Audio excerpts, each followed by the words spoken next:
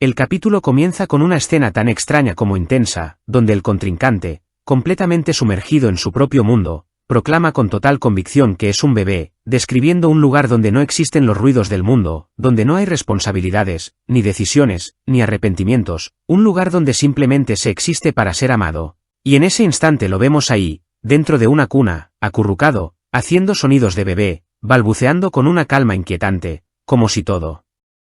lo demás hubiera dejado de importar, como si realmente hubiera escapado de la realidad. Habla de esa cuna como un refugio infinito, cálido, suave, lleno únicamente de amor, una cuna que lo protege de todo, que lo envuelve y lo aísla del dolor, de los conflictos, del peso de existir, y por un momento, todo parece detenido en ese estado absurdo pero cómodo. Hasta que de repente una voz externa rompe esa burbuja, llamándolo señor bebé, y en ese instante su paz se quiebra, su expresión cambia de golpe y reacciona con enojo, gritando molesto que ya había dicho que no lo despertaran cuando está siendo un bebé, como si ese rol fuera sagrado para él. La voz, con tono nervioso, le responde que el jugador Eyue no usará su derecho de veto y que planea enfrentarlo, lo que provoca una pausa, un pequeño silencio incómodo, antes de que el bebé pregunte con desinterés quién es ese tal Eyue. Y es entonces cuando vemos que quien le habla es su secretario, también vestido de bebé, manteniendo esa estética absurda mientras le explica que se trata de un nuevo nigromante que ha estado llamando la atención, alguien que derrotó a Ralph y que ha avanzado invicto hasta ahora, lo que hace que el contrincante se quede pensativo,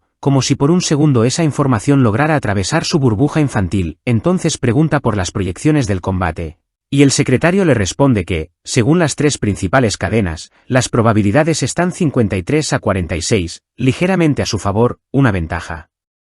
mínima, demasiado mínima para alguien en su posición, y eso se refleja en su mirada, que se vuelve sospechosa, incómoda, como si no le gustara nada lo que está escuchando, porque aunque es un novato, tiene demasiadas probabilidades de ganar, pero en lugar de profundizar en esa amenaza, decide ignorarlo todo, como si fuera más fácil esconderse que enfrentarlo. Dejándose caer de nuevo en la cama, repitiendo que no sabe nada porque ahora es un bebé, abrazándose a sí mismo, hundiéndose en esa fantasía para evitar la realidad, mientras su secretario lo observa en silencio, claramente pensativo, como si entendiera que algo no está bien. La escena entonces cambia y volvemos con Eyue, donde Popurrí, con un tono serio, explica que bebé es el counter perfecto para los luchadores de combate cuerpo a cuerpo, que la guerra de los cadáveres depende de cómo se defiende y cómo se ataca, pero que la estrategia definitiva de bebé anula casi todas las tácticas de combate cercano,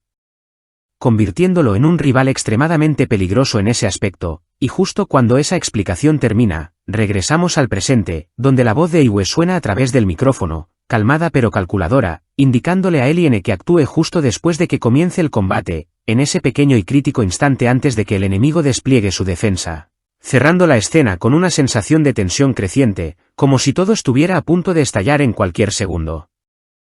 Eyue se queda en silencio por un momento, pensativo, analizando todo lo que acaba de recibir, y tras observar el látigo con atención le dirige una mirada a Popurrí, y con una calma firme pero sincera, le da las gracias, asegurándole que ellos se encargarán de su venganza, palabras que cargan un peso especial antes de que la escena regrese de lleno al combate. Allí vemos a Eleonor sosteniendo el látigo con determinación, sintiendo su energía, y aunque deja claro que no le agrada recibir ayuda de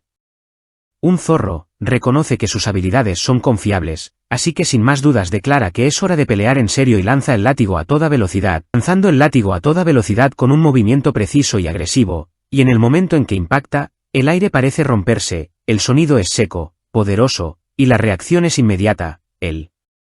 poder liberado es tan brutal que incluso ella misma se sorprende, exclamando que ese ataque tiene un poder destructivo increíble, que definitivamente fue un golpe efectivo, mientras Eyue, sin perder el enfoque, analiza la respuesta y le dice que continúe, que sigan atacando así, golpe tras golpe, desgastando poco a poco esa defensa aparentemente impenetrable. Y Eleonor responde con un decidido entiendo, entrando en ritmo de combate, comenzando a azotar el nido una y otra vez, sin detenerse. Cada golpe más preciso que el anterior, el látigo silbando en el aire, estrellándose contra esa cuna invisible que se resiste pero que parece ceder mínimamente con cada impacto. El ambiente se vuelve tenso, repetitivo, casi hipnótico, como si cada segundo contara, como si cada golpe fuera una apuesta contra el tiempo, y en medio de ese intercambio, Eyue alza la voz y se dirige directamente a su contrincante, rompiendo el silencio con una provocación fría, calculada, preguntándole hasta cuándo piensa seguir escondiéndose como un bebé, y sin darle espacio a responder añade que si tanto le gusta esa cuna acogedora, entonces desaparecerá junto con ella, palabras que no solo buscan intimidar, sino desestabilizar, romper esa burbuja en la que se esconde. En ese instante Eleonor reúne toda su fuerza, canaliza su energía y lanza un ataque más potente, uno definitivo, con la intención clara de destruirlo todo de una vez, pero algo cambia, algo falla, porque el látigo, en lugar de rebotar o atravesar, se queda atorado, atrapado de repente en esa masa invisible, y su expresión se congela por un segundo, sorprendida, confundida, preguntándose qué está pasando, por qué no puede recuperarlo, por qué esa cosa no está reaccionando como antes, y es entonces cuando la escena se vuelve aún más inquietante, porque su contrincante, desde su pequeña cuna, comienza a hacer sonidos de bebé otra vez, como si nada le afectara, como si todo fuera un juego absurdo, y lo más perturbador es que su criatura imita exactamente esos mismos sonidos, creando una sincronía extraña, incómoda, casi enfermiza, como si ambos compartieran una misma mente, una misma burla hacia el combate. Al ver que ninguno de sus ataques ha generado un efecto real, Eleonor aprieta los dientes, frustrada, y suelta que no le hicieron ningún daño. Que todo ese esfuerzo no sirvió como esperaba, pero entonces su atención cambia por completo, su mirada se fija en la criatura del oponente, y con una mezcla de desconcierto